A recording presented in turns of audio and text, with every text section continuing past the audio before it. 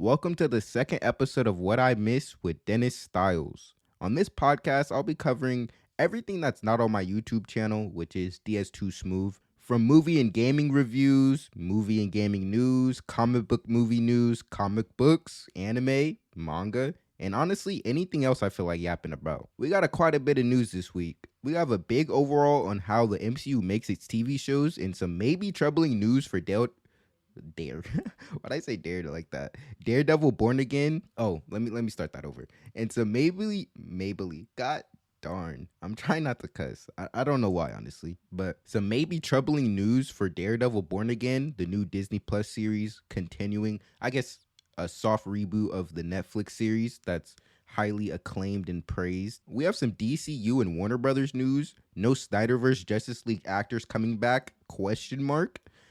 And a canceled animated Mortal Kombat Vs DC movie. On the gaming side of things, we have a new PS5 dropping. Xbox/Microsoft finally buys Call of Duty, and some little miscellaneous pieces of news. I keep messing up because I'm still kind of nervous. I guess on the intro part. Because once I start talking about the news, I get the flowing, but I don't have the intro down packed yet. And the main topic for this week, it's trailers galore, my boy. We have trailers for A24's movie, The Iron Claw, starring Zac Efron. We have the first trailer for Monarch Legacy of Monsters, the Godzilla spin-off movie or show on Apple Music, on Apple Podcasts. Fuck, that is the rocks. Apple TV. Jesus Christ. I literally said two of the wrong services. But it's a spinoff of the Godzilla movie. Like the 2014 one. And Godzilla King of Monsters, Kong, Skull Island, and I'm trying to remember the names. What is Godzilla versus Kong? I think that's all it's called. But yeah, it's a spinoff of that Apple TV show. And then we have a Omni-Man MK1 trailer. He's fine. Well, not finally, but he's a DLC character from Mortal Kombat 1 that just came out, I think, back in September. And Omni-Man from Invincible is a guest character, so that's cool. We have the Invincible Season 2 trailer. Super excited for that. And then we have the Spider-Man 2 launch trailer. I wasn't going to talk about this, but there were some really cool and interesting things in there. So I definitely want to get into that. Some cool reveals and whatnot. But there will be time codes to jump around to whatever bit of news you want to jump to or whatever trailer you want to hear about. Damn, just cracked my knuckle. That was kind of unprofessional, Dennis. But yeah, time codes below if you want to jump to any point of the podcast. Do I need to back my mic up a little bit? I'm kind of hearing my plosives quite a bit. But I don't want to get too quiet, though. I'm still kind of working out my audio, and I just got everything set up in my room and stuff. Got a new desk and what am I trying to say? Microphone arm. So still trying to figure out this mic and the distance I need to keep it at or whatever to sound the best and not hear a lot of my plosives though. But I don't hear them as much. But hopefully I'm not too quiet. And if I am, hopefully I can fix that in post. Still not. All right, whatever. Let's get right into the news though. Kind of been, how long have we been at it? Like 5 minutes. All right. Well, it's cool. We're making time. I'm just trying to keep it like an hour 20 at most. Last week was like 2 hours and 26, but it was kind of long last week because I was covering 2 weeks worth of news. Because the first episode I recorded, said this last week, kind of botched it because I was new to whatever. But yeah, so hopefully this week will be a lot shorter. But yeah, let's get into it though. So a lot of Marvel news this week. Let's just start with Marvel gets an overhaul on all its TV shows and just how they're approaching them now and how they're doing them. Because before, what they were doing before was not working. You got some good stuff here and there. I won't even say here and there. There was, I would say most of the stuff is pretty decent. You have your highlights and then you have your straight stinkers, like Secret Invasion. I mean, Miss Marvel wasn't that good to me. It was all right. It was great at the start, but it kind of just fell off. Which is pretty much all the Disney Plus shows. I feel like Loki and WandaVision kind of had the WandaVision's ending is not as strong, but it was pretty solid all the way through. And so was Loki. I mean, I don't feel like going through all the Disney Plus shows, but there's other good ones besides that. But let's get into it though. All right, so basically, how Marvel shot their Disney Plus shows, they would basically make an $150 million like TV show and just kind of shoot it on the fly with kind of very little planning. I'm having trouble talking about this because I don't know the exact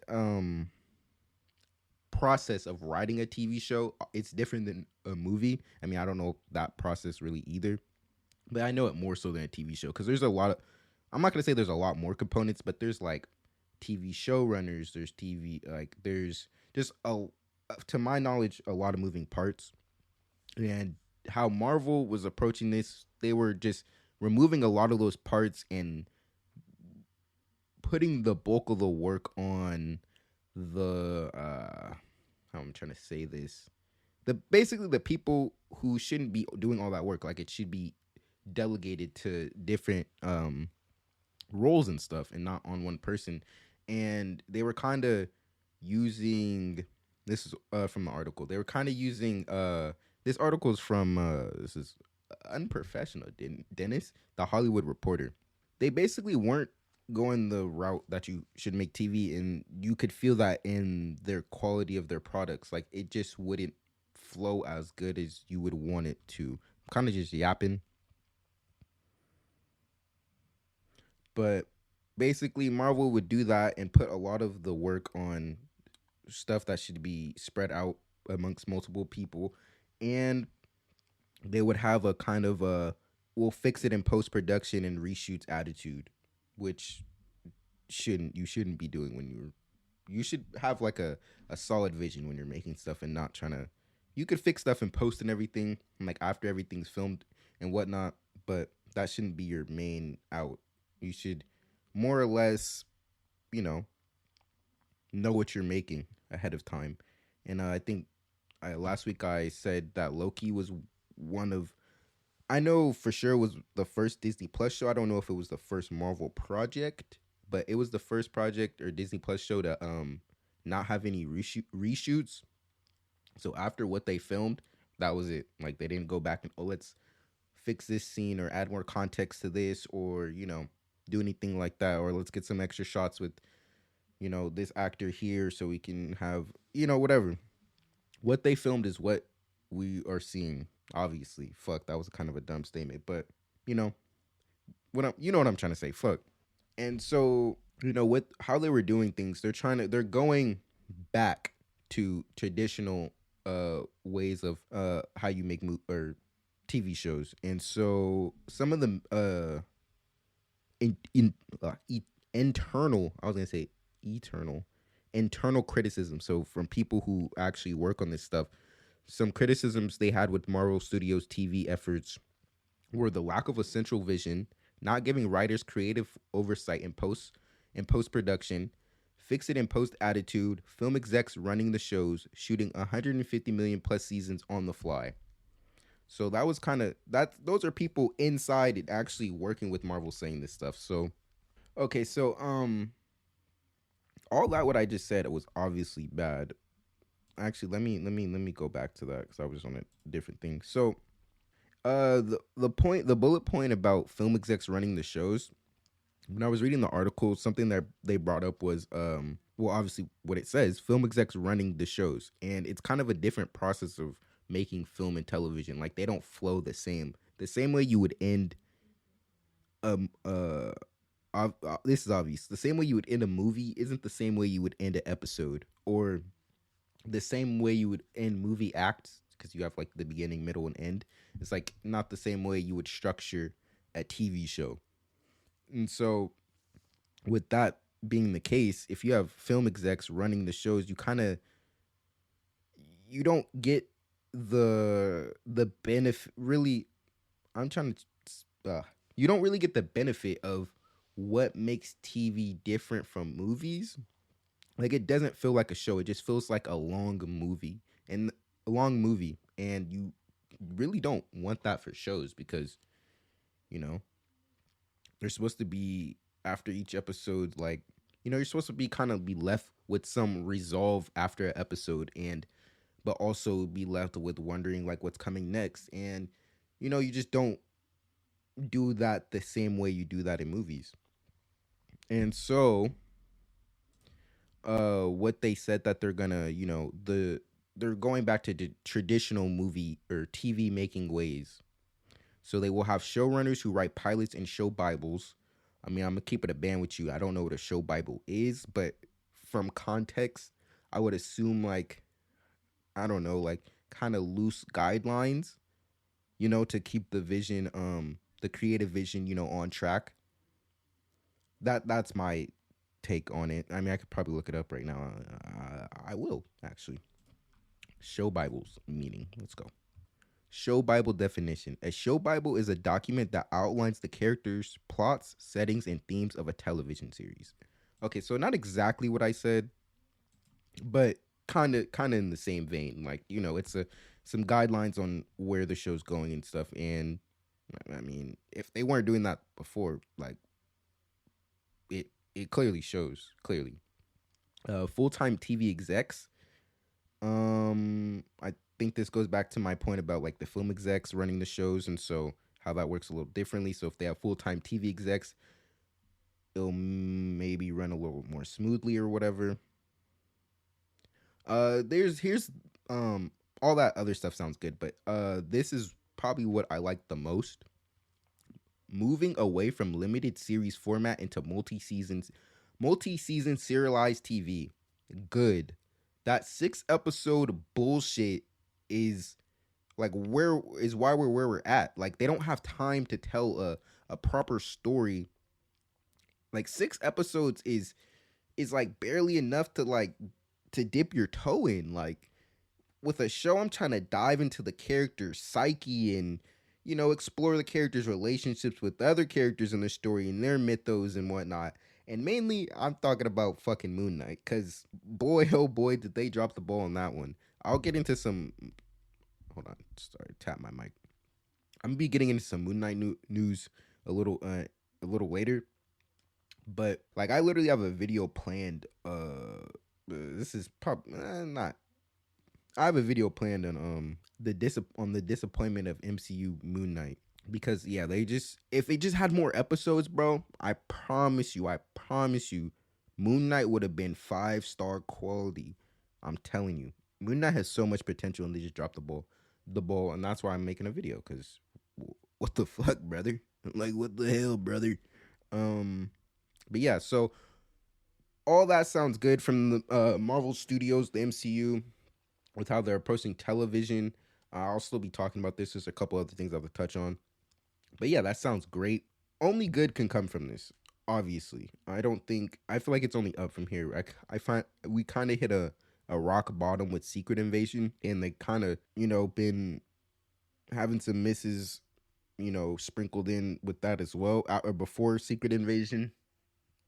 So they need to shake it up, bro, or people are going to stop coming to this stuff. But with this overhaul on how Disney Plus Marvel or whatever does TV, we get some crazy Daredevil Born Again news, which I mentioned earlier is if you don't know, is the soft reboot of the Netflix series that had 3 seasons, which were all pretty solid. Season 2, I think, is the weakest, but only the second half of season 2. First half of season 2 bangs crazy with the Punisher.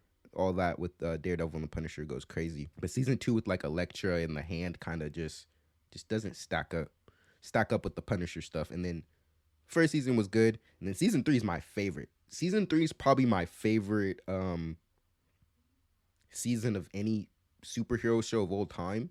Like, I just love season 3. Just the themes, the parallels, all that. Lovely. So basically, they have, and I'm not the only one who thinks that the Daredevil show is super good. So they have a lot riding on what's it called? they have a lot riding on Daredevil Born Again being good. Because if they have dropped the ball with this one, they're gonna lose. They're gonna lose a lot of good faith if they fuck this one up.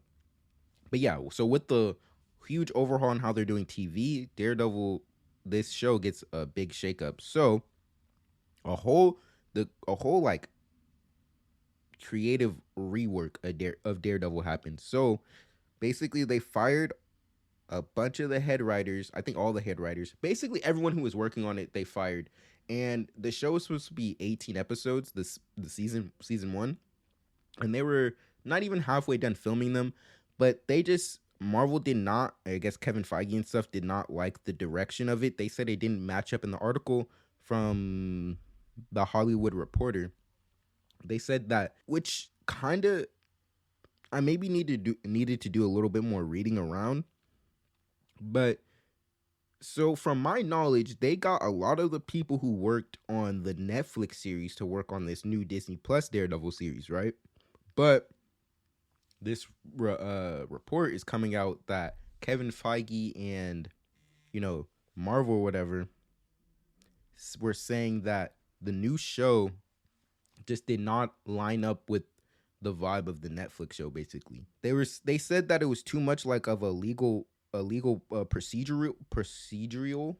So basically, just like a bunch of legal stuff, which is great, which is cool, because Daredevil's a fucking lawyer. Like, you need that type of stuff, and I feel like that type of stuff was really missing from She-Hulk.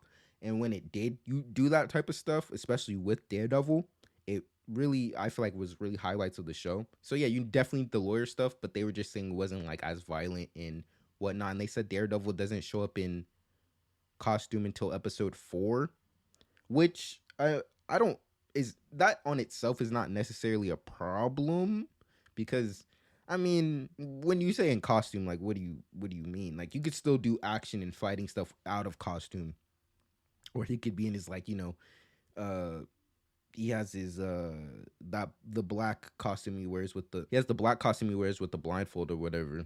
So do they mean in costume, the red costume, or what? So that doesn't necessarily mean anything bad. I mean, but it was grounds enough to, fire a bunch of people and rework the series. And what I want to say is about people getting let go from the project. I just hope they landed on their feet or whatever, and it was like a mutual parting, and it wasn't just like the Marvel execs and Kevin Feige just coming down, kicking down doors, and you're fired, you're fired, you're fired. Like, I was hope it was like a mutual thing or whatever, or as friendly, as easy parting as a fuck, as easy going as a firing can be. I just don't want it to be on no really like negative stuff. So it's still people at the end of the day losing their jobs over creative differences and stuff. So yeah, so it just wasn't lining up with the Netflix show or whatever, and I just don't get that, because it was to my knowledge, it was most of the same people working on the stuff. So I wonder how that's the case or whatever. So in that happening, some Daredevil plot rumors kind of came out, and if these are true, I'm very, very happy that they are going a different route. I'll just read some of these plot rumors. Again, these are rumors, so take these with a grain of salt, or a couple grains. But yeah, let's watch, or not watch. You know what I mean. Let's read these plot rumors real quick. So they were gonna start it with apparently they were gonna start it with Foggy Nelson and Karen Page dying, and Daredevil taking a stops being Daredevil for a year because he fails to save them. So Karen Page is basically Daredevil's MJ, and Foggy is Daredevil's Matt Murdock's best friend. Them killing the two characters that were, some people didn't really kind of like Foggy's character, but I didn't mind him. But I really like Karen Page's, her actor's performance and everything. I like both their performances for the most part. But killing two of the titular characters of the last highly praised series probably isn't the smartest move, I would say. And it probably would rub a lot of fans the wrong way. Like, you're already you're introducing the old to just instantly kill it for the new or whatever they plan to, how they plan to move forward with the story. And I don't think that is really how you do something like this, because I'm not saying that Foggy and Karen necessarily have to be in it, because there was heavy like rumors and stuff like they were not involved or whatever. I don't say that they necessarily have to be in it, but just doing something like that with something that's highly loved isn't very smart. You're just gonna rub fans the wrong way. It's kind of like the sequel stuff with Star Wars stuff. Like although I feel like one of those, what I'm trying, it's like with sequel Star Wars stuff. Like you're bringing back the old characters just to kill them, and I do think Luke and Han's worked. Leia's was kind of like just, it's like a weak fart. Rip Carrie Fisher though, Rip Carrie Fisher for sure. But yeah. So yeah, that wasn't gonna be good, and so the kingpin would be the mayor winning on a campaign of backing law enforcement while discouraging street level heroes like Punisher, Daredevil, and Spiderman. I mean, that second part sounds fine. I have no problems with that second part. Maybe we could get a cool little Punisher, Daredevil, Spider-Man team up. Yeah, that would be pretty cool to see. I'm sure they've crossed paths in the comics, like all three of them. I know that Spider-Man and Daredevil are pretty good friends in the comics, but yeah. So I mean, yeah, like I said, that second part doesn't sound bad, but that first part, yeah, bro, get it out of here. I don't want it. So in regards of that, I'm glad that they are got a creative overhaul of Daredevil, because it seemed to be going in a direction that isn't very cash money. And so I'm not sure where this news stands, but apparently Daredevil will have 2 seasons. I didn't really look much into that, and I'm not sure when that was stated, if that was stated before all this creative reworks or what. Sorry, my phone started ringing. Or what? So yeah, I'm not sure where that goes, but 2 seasons of Daredevil, cool, I guess. I mean, I feel like it could definitely have more if there's more stories to tell with a character like Daredevil. I mean, not with a character like Daredevil. I'm saying that like I'm super invested in his character.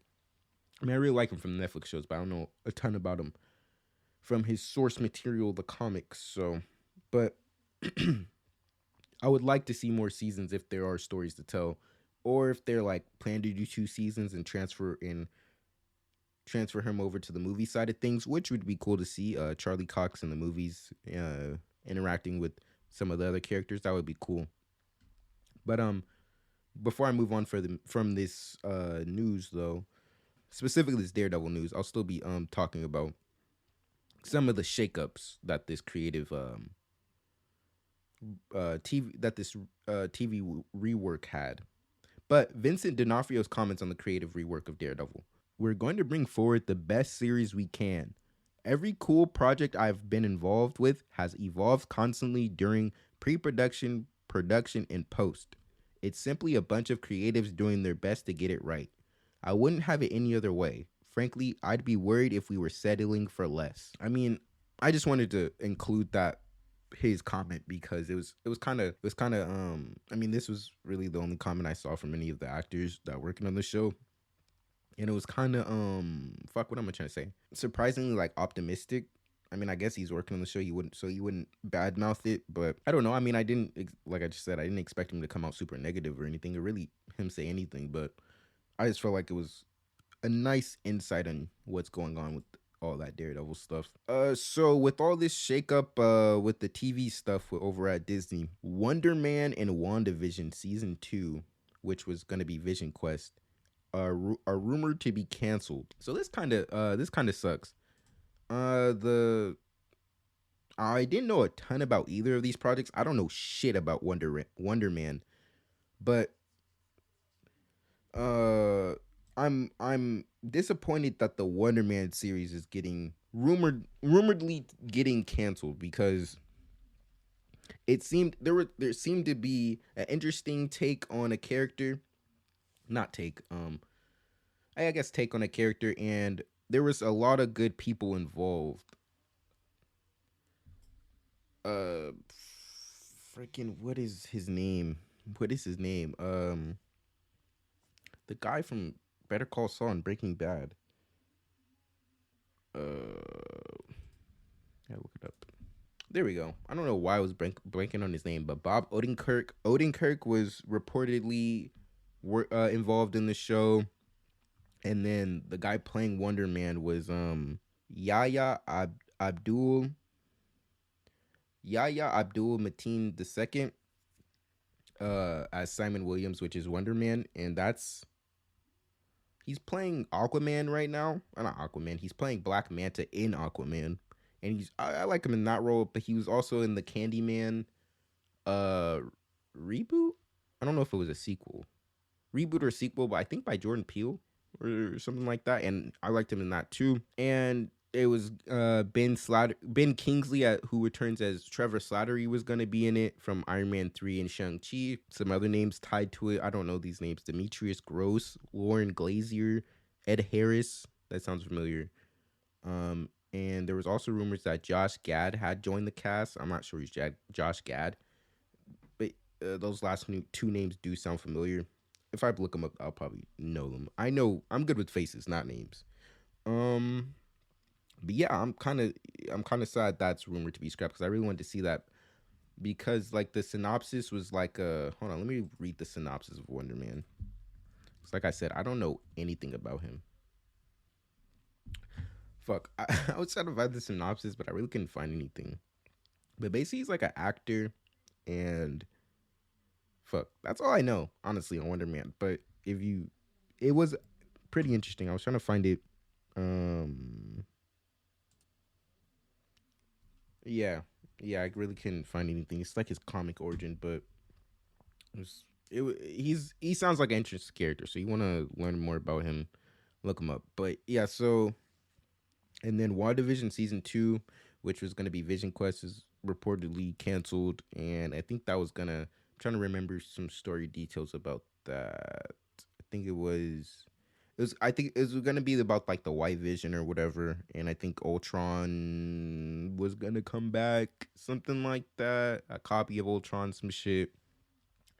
I really liked WandaVision, and so, you know, I'm whatever.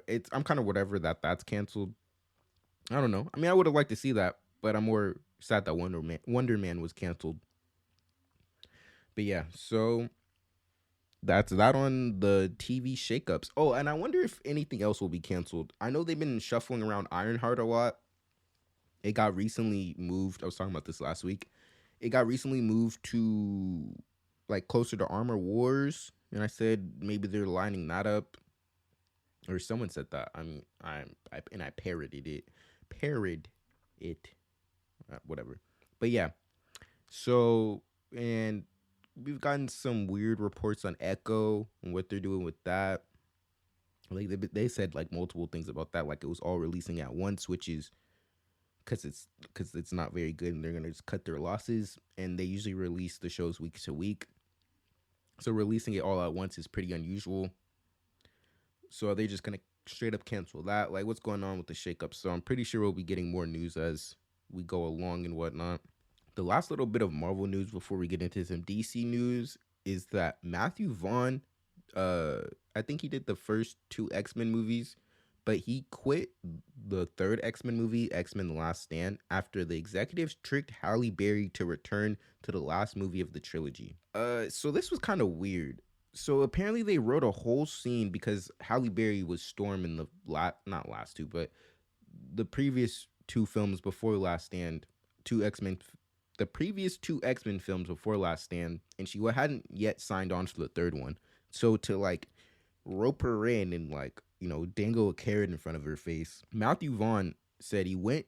So this is the quote from Matthew Vaughn. I went into one of the executives' office and I saw an X3 script for that's Last Stand, and I immediately knew it was a lot fatter. I was like, what the hell is this draft? He went, don't worry about it. And I'm like, No, I'm the director. I'm worrying about this draft. He recalled. He wouldn't tell me, so I grabbed it, literally. It was a crazy moment. Opened the first page and it said Africa, storm, kids dying of no water. She creates a thunderstorm and saves all these children. Vaughn admitted he found it a pretty cool idea. But once he learned that was but once he learned what was going to happen to fuck. But once he learned don't pick me for popcorn reading. But once he learned what was going but once he learned what was going to happen to the script, his relationship to the project soured. I went, "What is this?" They said, "Oh, it's Halle Berry's script." I went, "Okay." Because she hasn't signed up yet, but this is what she wants it to be. And once she signs up, we'll throw it in the bin, the director said. Recounting the executive's response, I was like, "Wow, you're going to do that to an Oscar-winning actress who plays Storm? I'm out of here." So I quit at that point. I just found this like super weird on the exec's part cuz like I I don't think it's any to anyone's surprise that Hollywood is fucking weird as shit. So, but this was just like damn.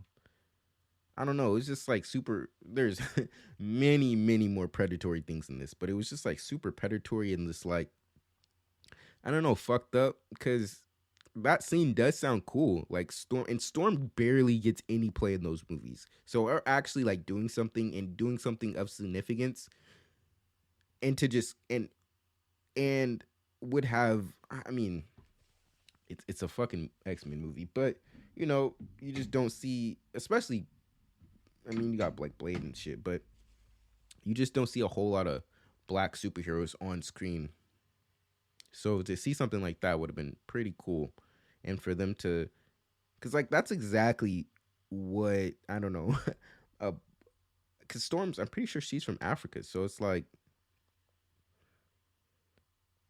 I'm just like thinking about this. Like you write a comic accurate like page, like straight out of a comic book page, more so than a majority of the stuff that happens in the X-Men movies, and you just it's like fake. like like your most comic accurate thing is just something to ploy Halle Berry to sign on and just throw it away when she's on. I feel like that's super scummy. But yeah, that was just super random, and I just wanted to talk about that. Oh, and plot for Matthew Vaughn for I don't know if there's any other allegations on him, but from that he seems pretty like he has a lot of integrity and whatnot. I don't know the nigga, so I kid he could be a weirdo, but from that reading that he seemed pretty stand up guy. But on to some DC and Warner Bros. News. So unlike Marvel Studios and how Disney Plus and the Disney Plus relationship with them. So Disney Plus or Marvel Studios just basically uses Disney Plus and the executives to post their content on the streaming services. The executives really don't have a huge hand in what they're doing. So unlike them, DC Studios and Max executives are creatively collaborating on DCU shows on the service, unlike how Marvel does it. And the quote from a Variety article on this is basically what I said, but let me just read it. There's a little extra. Unlike the Marvel-Disney relationship in which Marvel controls the creative process and Disney Plus merely releases the content, Max is creatively involved with the DC slate. Gunn and Safran don't enjoy the same autonomy as Marvel's Kevin Feige. A Max source says the collaboration between the DC team and Max executives Sarah Aubrey and Casey Bloys has been seamless, including on the upcoming series The Penguin.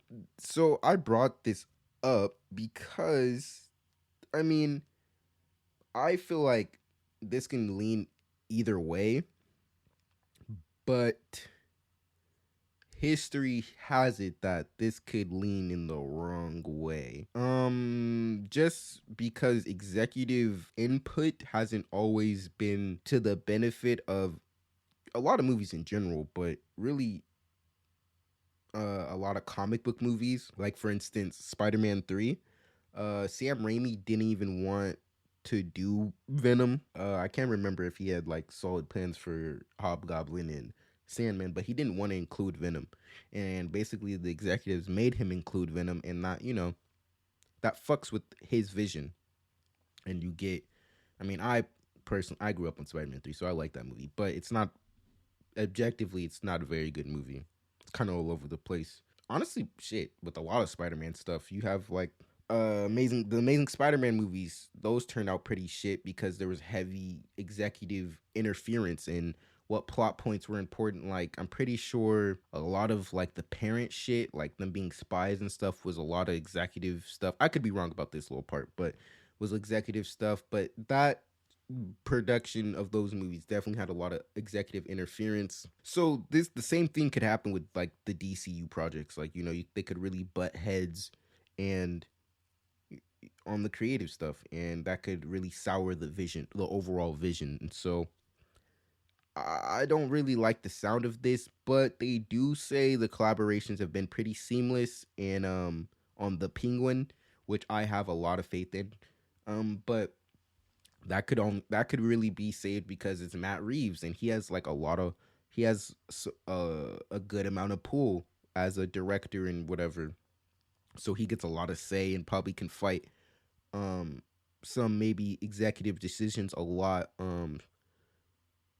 better than a newer filmmaker, or just a filmmaker who just doesn't have his track record or his reputation to have a say as he does. And so they could bully the directors that, like I just said, don't have that same pull, and fuck with their vision more than they could fuck with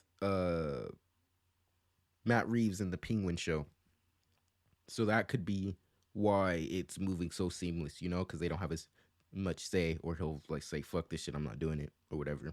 So this remains to be seen. I was really liking, I mean, I still am, but the DCU with James Gunn and Peter Safran heading it seemed to be a very, and this isn't necessarily changed that, but very creatively driven and, not bogged down by this executive stuff. But again, it remains to be seen, but it just doesn't sound too good to me. And in the same Variety article, it states no returning actors will be coming back from the Snyderverse Justice League.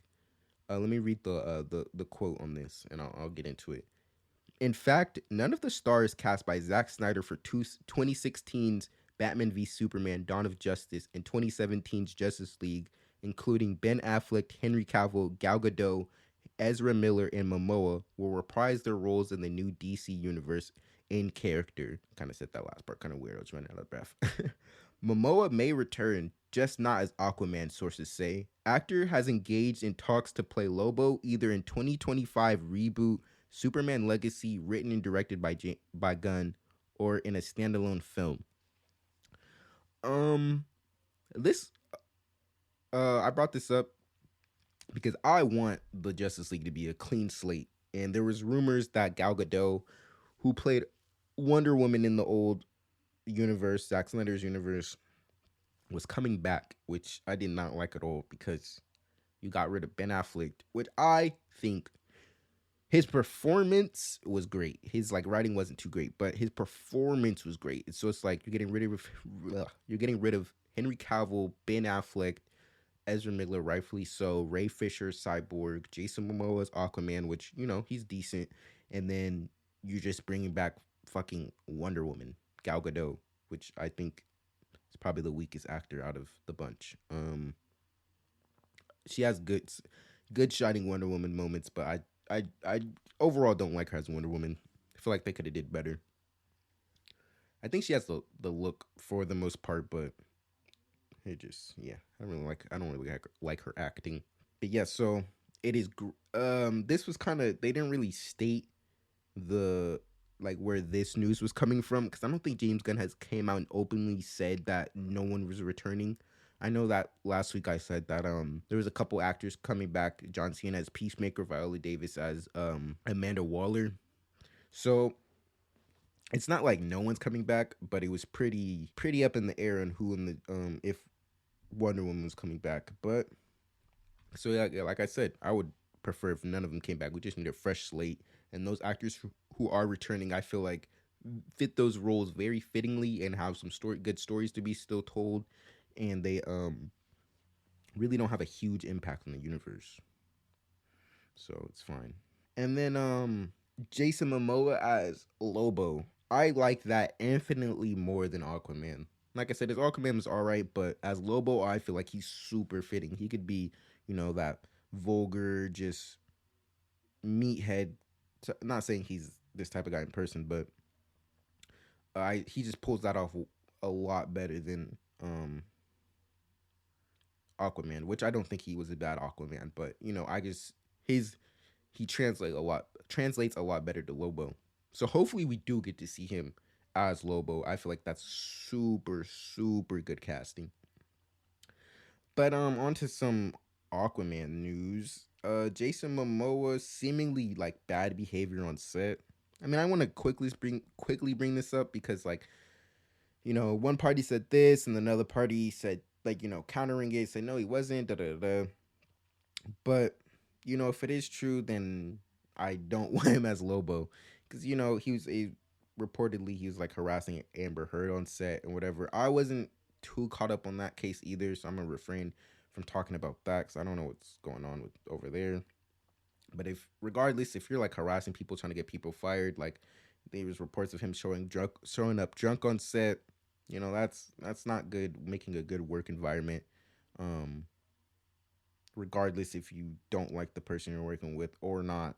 So, wouldn't want him moving forward and making a toxic work environment for anywhere really. So, if those allegations are true, that's definitely not very cash money of him, to be honest. So James Gunn was I wouldn't say spotted. I think he like posted a picture or something. But James Gunn was in Norway with his VFX supervisor Stefan Soretti. And so speculation is could a location in Norway be the new Fortress of Solitude, or out in Norway, Fortress of Solitude scouting, probably getting some maybe some inspiration for maybe the VFX or a set they're building, which they could very well just be out there kicking it. But I think they're damn bang my desk. But I think they're scouting for the Fortress of Solitude, which would be very cool, and to actually get like a fortress again and not like his ship in the Snyderverse. You know, I'm a really big fan of. I love the crystallized like look of the Fortress of Solitude. I haven't really, again, I'm like super now getting into comics, like diving in. Like I've always been pretty surface level. Um, so I haven't seen a lot of iterations of the Fortress of Solitude. So I really only seen it as the crystal. I was watching Superman All Star, and I think there was, I think it was like kind of a hybrid in that. Like there was like rooms and stuff, but it was still had crystallized parts. I could be wrong, but I feel like it definitely benefit from like a hybrid. You got like the crystallized like main part and probably like some sub rooms or whatever that are more techy and stuff. But yeah, so that's cool if they are scouting and not just taking a little vacay cooling. But I feel like they're doing something Superman legacy related. The last two bits of DC news here. So Warner Bros was apparently pitched a Mortal Kombat versus. Let me start over. Warner Bros was apparently pitched a Mortal Kombat versus DC animated movie, but they said no. Let me say that again. But they said no. Why? Why would you say no? I feel like DC's crossovers have been pretty. Or hold on, rewind. Like Mortal Kombat versus DC, the game, like that. I wasn't really tapped in. I was pretty young, so I wasn't really like tapped in with reviews and stuff at the time. But I remember enjoying that game. And you got Mortal Kombat popping off with its DLCs and whatnot, with its Peacemaker and DC character cameo. I don't think there's any other DC characters, but I'm pretty sure Joker was in the last Mortal Kombat. So I feel like this is like a super big missed opportunity. I'm trying to think. Their Mortal Kombat animated movie, I'm trying to think about that. It was fine. I'm trying to remember it. It's a while since I seen it. It was like the Scorpion's like Revenge or something. I remember that being fine. So I like imagine it would be like in the same like art style and stuff as that. Oh, that's what I was trying to remember as well. Like DC's like recent animated stuff hasn't been hitting too well with fans. I haven't checked it out. I was really invested in their last DC universe, but ever since they kind of reboot, kind of just didn't really watch any of the stuff. I watched Superman Man of Tomorrow, whatever that was called. I really liked it, but it was just like I wasn't too pressed to get into all the other different projects and whatnot. But yeah, like their Injustice movie adaptation got ripped apart by fans. There was like some Batman stuff that wasn't too well liked either. So maybe this was for the best. Them Warner Bros. Saying no to this animated Mortal Kombat versus DC movie because maybe wouldn't have turned out that good. But I definitely would have liked to see them at least take a crack at it. And then the last bit of DC news is actually some DC comic book news. So DC is bringing back its Elseworlds titles after being gone for 14 years. I didn't know this because I know like there's for Marvel and DC like a lot of spin-offs that aren't canon, and I thought like is this like a specific sect in like their not canon titles? Because I'm most likely sure DC still does stuff that's like its own standalone stuff and not canon. But so I wonder. I would have to take a strategic guess and say like these are like specific types of stories or something, because I'm pretty sure there's still been like standalone stuff like I said. But here's like I think the first 6 or so titles from their Elseworld lineup, which sounded pretty interesting. Like I'll probably try to check these out at some point. But you get the first one is Gotham by Gaslight: The Kryptonian Age. There was like a Batman Gotham by Gaslight movie I didn't check out, and I heard it wasn't that good, but maybe like I'm pretty sure it's an adaptation of a comic, so maybe the comic's better. And I guess this is the Superman version of that. It's like some old timey like Jack the Ripper, like Batman gets sent back or something like that. The Kryptonian Age is the interesting part on that to me. So yeah, Batman the Barbarian, that seems interesting. I think I saw like a cool cover of. Let me see if I can find it. Yeah, I just saw like a cool cover of like Barbarian Batman, and it looked pretty fucking sick. So told myself I'll keep an eye out on that. Hold on, I lost the tweet, man. Oh, here it is. So yeah, I said Batman the Barbarian. The next one, Dark Knights of Steel. That just sounds metal as fuck and super cool. So whatever that is, I'm interested to hear more about. And there's this like cool cover of that could be the story. I don't know. I don't know. It just there's some cool artwork on the tweet. It's discussing film. If you want to go check out the tweet, I'll like it. What account am I on? Oh, okay, yeah.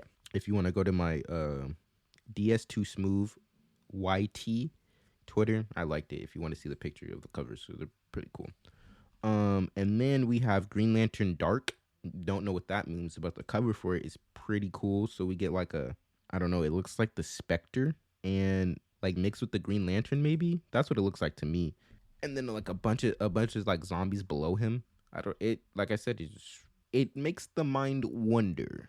And then we have Batman Nightfire. Don't know what that means. Again, Nightfire sounds metal as fuck, so I'll be keeping an eye out for that. And the last one is DC versus Vampires, World War V. Like, brother, again, don't know what the fuck that is, but it sounds lit. So definitely will be keeping an eye out for those comics, and hopefully I remember and pick them up. So yeah, that was the rest of the DC. The DC news. We have some actor strike news. Why I say that like a Baltimore person? News. Bew. Oh fuck, that probably sounds disgusting. News. What if I talk like that? The weekly news for the week. The weekly news. Bew. All right, I'm done. All right, so yeah, we have news on the actor strike. Let me just get into some AI stuff. So their fight against AI, bipartisan. I need to look that up because I don't know what the fuck that means. Let's look it up right now. I didn't even get into the goddamn quote. Involving the agreement or cooperation of two political parties that usually oppose each other's policies. So the little thing from it, the tweet. A bipartisan bill named the No Fakes Act has been introduced to protect actors, singers, and others from having their voice and likeness become AI. become AI generated. If passed, the act would hold people and companies liable if they produce or host such digital replicas without consent. An MCU example by Duncan Crabtree Ireland says the studios will still maintain that, for example, some new actor being hired on an MCU movie, that on day one they can say you have to sign over the rights to your digital replica for the entire franchise. You would be expected to say today that I'm signing over my digital replica for movies not even imagined yet that are going to happen in 15 to 20 years from now. You wouldn't have any right to say that you wouldn't have any right to say that happens, and you wouldn't have any right to get paid for the digital replica's use. How is that fair? And that's from Variety. So yeah, their fight against AI, all this seems like that No Fakes Act bill. It seems reasonable. And it's just like, why are you trying to take advantage of these people like that? AI should be used as a tool to help you, not to replace whole people. You know, like, it's not a thing to replace writers, it's not a thing to replace actors. You can use it to help enhance the projects you're working on, but it shouldn't be at the cost of like creative inputting, you know. Just regardless of, like, technology is gonna progress. And I saw a good tweet. It said AI is like not going away, so we gotta find ethical ways to like work with it. And if you don't stand, I'm saying like you, but if people don't stand like against these corporations, bro, they're gonna do whatever they want. So it's like, you just you. I don't know. It's just, I hope they get this figured out, and I hope it leans 100% in favor of the actors, because this is bullshit. And I'm not done yet. So the last bit of actors news. So so the writer strike resolved itself in favor of the writers. They got what they needed and more. So congratulations to them. Happy for that. But the actor strike was still going on. I said that weird. The actor strike was still going on, but the negotiations have halted after the Actors Guild asked for 2% of the streaming revenue. 2%. 2%. Let me just show you the highest paid Hollywood execs in the last 5 years. David Zaslav. Fuck, I should have got who the head of these guys were, but I'm pretty sure David Zaslav is Warner Bros. Pretty sure. But his salary, his salary was $498 million. Ari Emanuel, not sure who's he's the head of, was $346 million. I'm gonna look this up so I don't sound completely stupid. CEO of Williams Moore's Endeavor. I don't know what the fuck that is too. I don't know, but he got paid a shit ton of money. And so Reed Hastings, $209 million. Bob Iger, I'm pretty sure is Disney, $195 million. Ted Sarandos, $192 million. Basically, point being, again, there's more than enough money going around. Let's just see let's take the lowest. Damn, my bad. Okay, my desk. Let's take the lowest number. Ted Sarandos, $192 million. Let's see what 2% of $192 million is. So 2% of $190 million, that's a little rounded down, but $190 million is $3,800,000. 3 million, let's round it up to 4. 4 million out of 190 million. That's 186 million that you still have. And I'm pretty sure that's not exactly how you do it. Like, just cutting his salary is not gonna like probably trickle down, or maybe it does how it work. That's how it works. I don't know. But all I know is there's more than that money to go around, my brother. Just stop being a greedy fat fuck, and you would be able to pay your people. But yeah. So hopefully the actor strike gets resolved in favor of the actors, and the executives can do it. They're just being greedy.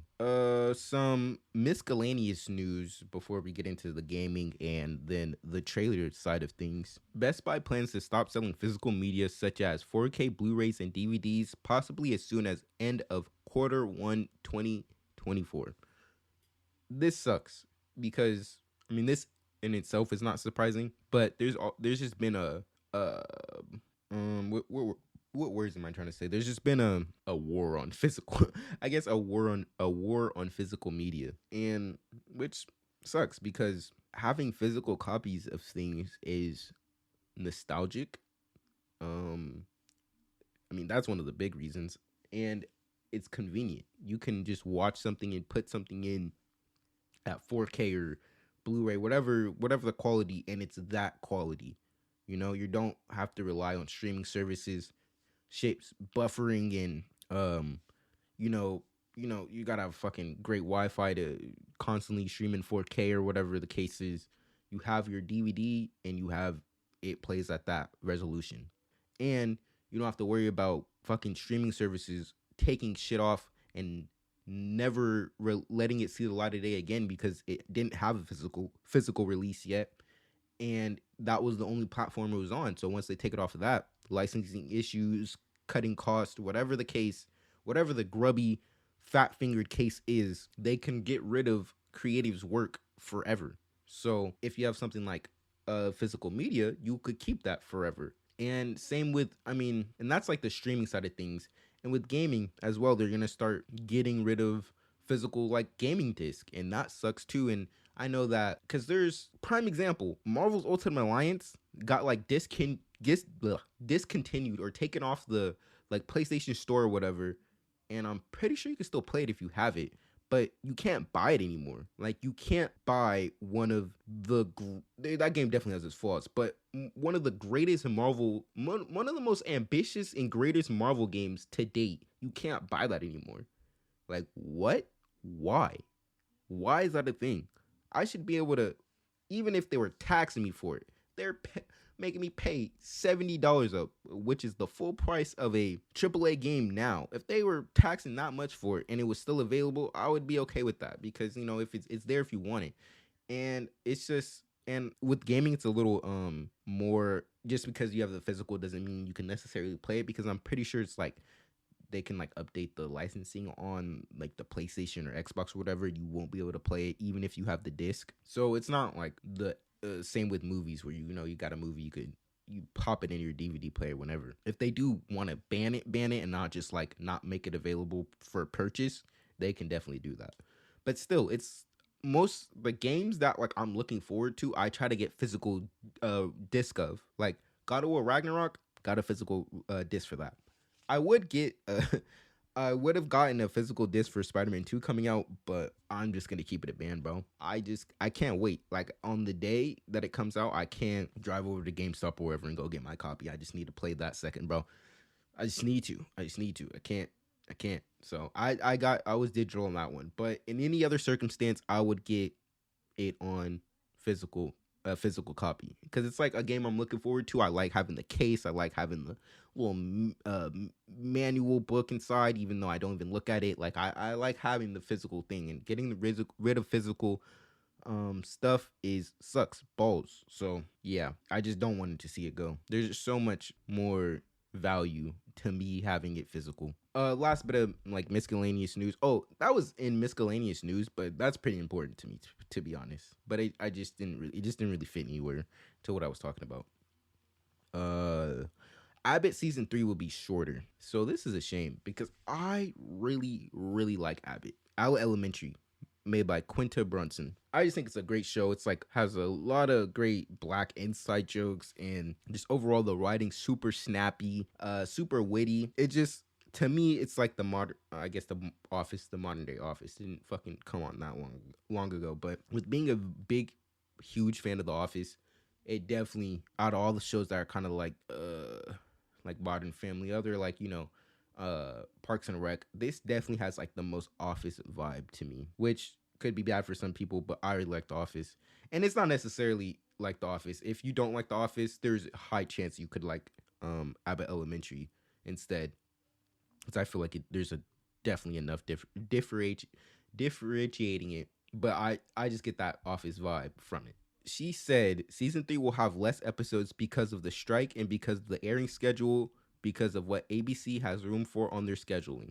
ABC, what the fuck are you doing, brother? I don't know the numbers on Abbott Elementary, but I'm pretty sure it was doing pretty great. And it won, don't quote me on this, but it won a bunch of awards too. I was going to say like an Emmy. I don't know if that's for shows or whatever, so I'm not going to say what it won. But I know it won a bunch of awards, and so it's like, why are you shooting the show why are you kneecapping your show that is highly praised? Like, why not uplift it and boost it more? And this was just upsetting news because I really, really like this show. I like where the storyline's headed. I like all the characters. I love all the writing. I love the acting. I love everything about it. So this news about season 3 is definitely very disappointing to me. On the gaming side of things, there's not a whole lot of gaming stuff. Well, there'd be more when I talk about the trailers. But on the gaming side of things, there is a new PS5 coming out. And to keep it a band with you, I mean, I guess if you don't have a PS5, it's not a waste. But I was gonna say it's a waste. But if you don't have a PS5, it's definitely, I would have got this version if I didn't have a PS5. But we got the, I guess, PS5 Slim version of or what I'm saying, because there was a PS4 Slim, and basically this is the PS5 version. It's 30% smaller, and it has a terabyte of storage. I think the base PS5 only has like 800 or something. I thought I had a terabyte, but I think it only has 800. But it's a lot smaller. It's a lot smaller, and it just looks. I'm trying to look at my PS5 right now. Hold on. It just looks a lot sleeker too. Because I was gonna, like I said earlier, I was gonna say this was a waste. But if you don't have a PS5 and you're planning on cop one, definitely cop one of these for sure. More storage, and it's smaller because the PS5 is huge. But yeah, I'm just kind of waiting on the PS5 like Pro version, where it's gonna be a little bit more powerful, has that terabyte or maybe even 2. That's when I'll either trade my PS5 in or just buy a new one. And just give my PS5 to my little brothers or something. But yeah, I'm waiting on the PS4 Pro. So I'm PS5 Pro. I'm not excited about this one. But if you don't have a PS5, definitely look into this, because if it definitely looks a lot sleeker, a lot smaller, you got more storage and everything. So that's cool. And then the last bit of gaming news for now, before I get into the trailers, is Microsoft finally bought Activision for $69 billion. $69 billion for Activision. Xbox just added so much more to their gaming studios that they have. So let me read you what they're getting with this acquisition. Okay, so last week I was saying I didn't know if, because I was talking about who makes the CODs and the cycle or whatever, and I thought Activision was a part of it, but Activision has Infinity Ward, Treyarch, Sledgehammer, Raven, all those Call of Duty developers under their belt. Wait. Activision Blizzard, sorry. And Activision is still, it's kind of confusing. But anyways, they get Treyarch, made, the Black Ops games, Call of Duty games. Infinity Ward made the Modern Warfare games. Sledgehammer made Infinite Warfare and Advanced Warfare games. Raven Software, Beanox, Toys for Bob, Solid State Studios, Demonware, High Moon Studios, Digital Legends, Activision, Blizzard, and King. I'm not sure where a lot of these make these studios, but obviously the big ones are the Call of Duty ones. And for me, High Moon Studios, because they make, I'm pretty sure they're the only ones that make the Transformers games, and they're behind Transformers War for Cybertron and Fall for Cybertron, which I am a big fucking fan of. And so if they plan to continue those games, and I don't know who made Transformers Devastation, but I wanted to check that one out. But again, another fucking game delisted from buying from the fucking PlayStation Store. But yeah, if they continue to that War for Cybertron, Fall for Cybertron line of games, they make an Xbox exclusive, I'm not gonna lie to you, my boy. I'll probably have a PC by then, but that's a great acquirement right there. And I read some news as well that they weren't gonna make the Call of Duty games exclusive, which is the smartest move for them, because they would be losing a lot of sales from taking it off of PlayStation. And they also said there's not going to be any exclusive Call of Duty content anymore. I'm a PlayStation quote unquote fanboy. I mean, I don't have a fuck console wars, but I've had PlayStation all my life, and they were doing some grimy shit with the exclusives with Xbox. They would get shit months in advance.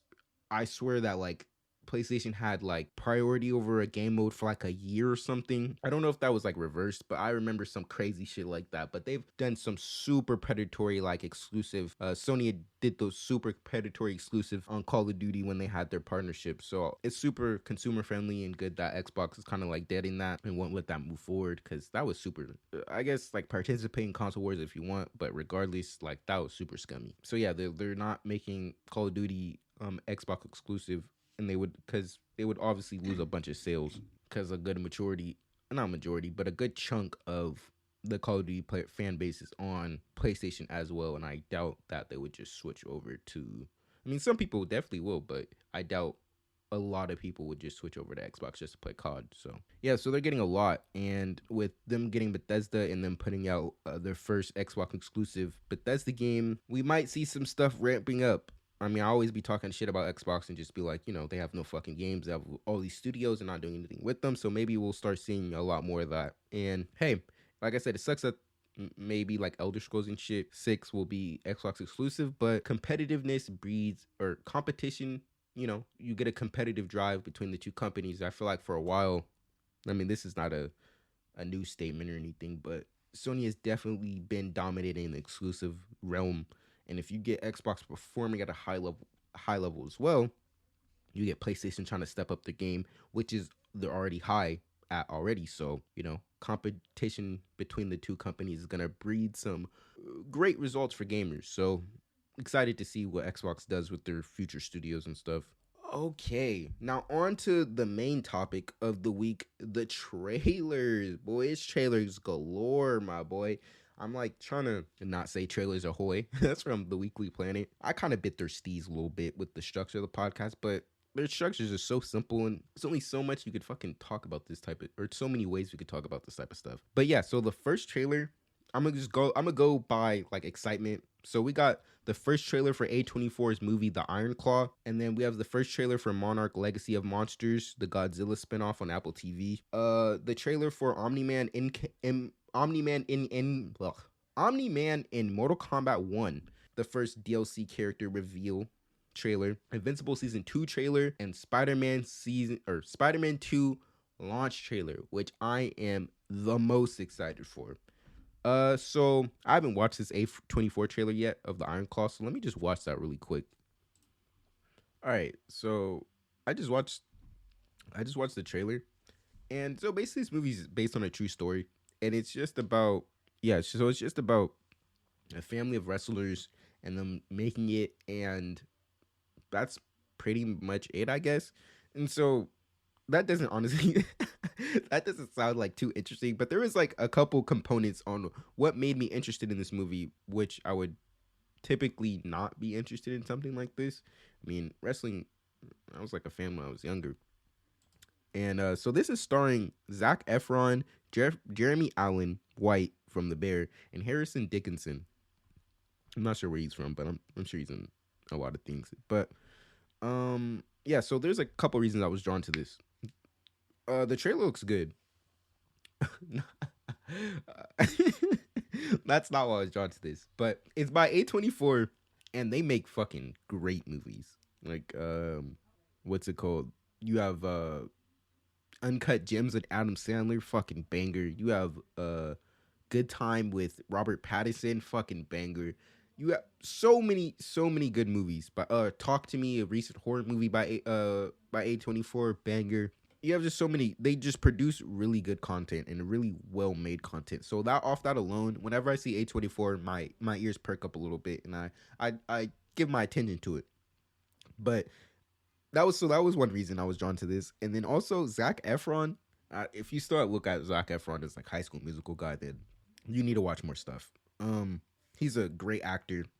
He's super funny, and he can do the dramatic stuff really well as well. And so him being in it is a point. And then but he was also in, like, I just saw this behind the set photo, and he was in this crazy like prosthetic, like really beefing up his jawline. He just looks super funny, and that just added to me like wanting to see this movie and see that those prosthetics in motion. And he does look kind of goofy, but it's fitting for what the vibe is and stuff. And then Jeremy Allen White, He was another point why I wanted to watch this. I was I've honestly probably seen him in other stuff, but really great performance that like probably like opened my eyes to him was The Bear on Hulu. Super great show, great cinematography, and everything like that, great performances, and he's in that, and I really like him in that. So all those components made me perk my ears up to this when normally I probably wouldn't really watch something like this. But the trailer just looks super, I mean, it just looks like a family about a family trying to make it wrestling. Like their dad is like super hard on them or whatever. It just looks like something where the performances are going to be great. It's going to have like a good story. Not something like anything like too crazy, but it's definitely on my radar for sure. And so this is in theaters December 22nd. So I'll be going to see this. Check out the trailer. I mean, it's not anything special again, but it just all those components that I mentioned make me interested in this project.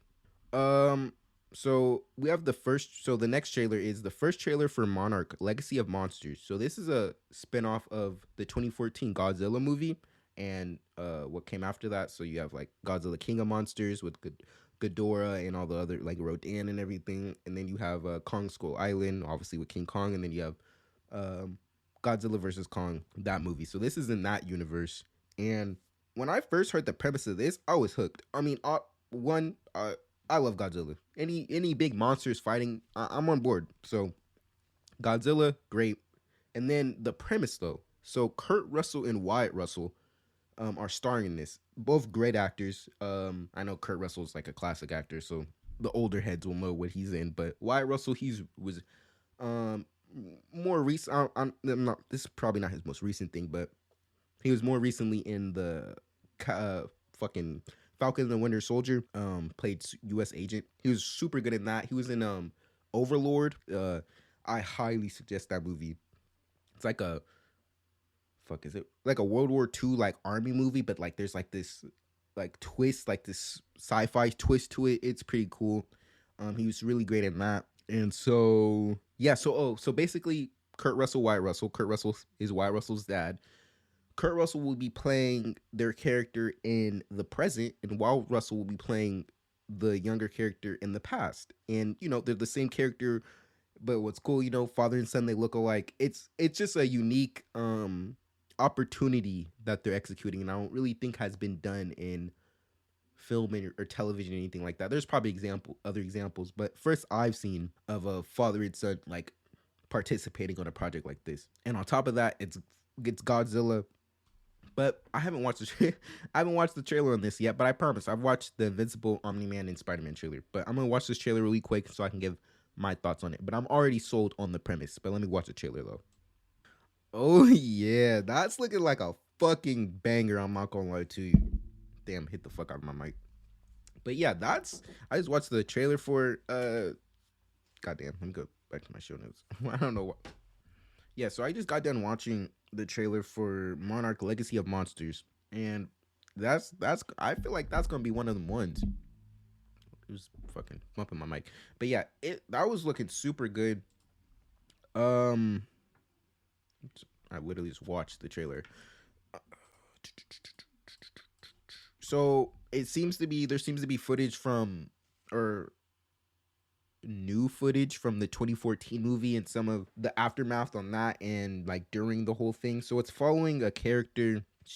Her dad I guess worked for Monarch secretly and she didn't know, and she's just trying to uncover what Monarch is. So I guess in the universe, Monarch is a secret organization studying these monsters like Godzilla, Rodan, and everything because like the Hollow Earth theory or whatever. So she's just trying to uncover the Monarch mystery and like what happened to her dad. And Wyatt Russell seems to have some prior connections, like he met Godzilla before. Now I'm not sure like met. There's been like instances in other stories of like humans like making a connection with Godzilla. I don't know if that's necessarily the case, but he's encountered Godzilla in the past, and like so that's where Wyatt Russell's character is set. And then his dad, Kurt Russell, is playing, like I mentioned earlier, the character in the present, and he's helping the girl uncover the Monarch mystery and whatever. And it just looks super good. It looks super well shot. It looks super just well made. Like I love the colors on it and everything, and like the color grading and how it looks.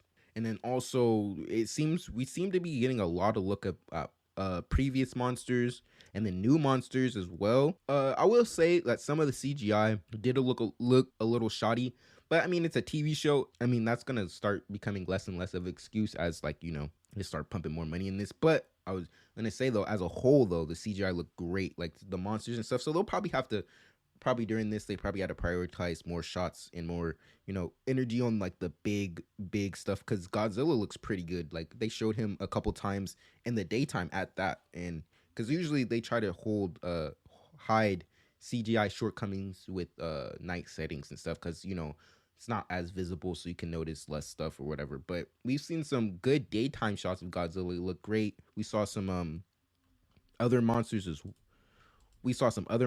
well. Some like little like ant things. We saw some sorry, I'm just flicking through the trailer if you hear my mouse clicking. We saw some like stuff in the Arctic. Like the CGI just looks great. I'm trying to find another monster we've seen this like I don't even know how to describe this, but we just get a cool look at a lot of different monsters, and it seems like Godzilla's Kurt Russell, the present version of the character, seems like to be trying to call in Godzilla for some help. So that's why I was like, I'm not sure if they have like a prior connection or if he just like saw Godzilla in the past before, like as the younger version of his character. But kind of seems like the really all the Godzilla or the American version of the Godzilla movies where Godzilla is kind of like helping the humans out, restoring balance or whatever. But yeah, this looks just super solid. Yeah, I can't wait. So this is coming out on Apple TV. I don't have Apple TV right now, but I'll definitely be getting it for this for sure. I heard like Apple TV has like some good content, so maybe I'll end up keeping it or just watch it for this show. But yeah, definitely getting Apple TV for this. This comes out on November 17th on Apple TV. So the next trailer is Omni-Man in Mortal Kombat 1. So there is a list of I'm sure this is not all the DLC characters they were releasing, but they did release their first combat pack, and let me look up the combat pack.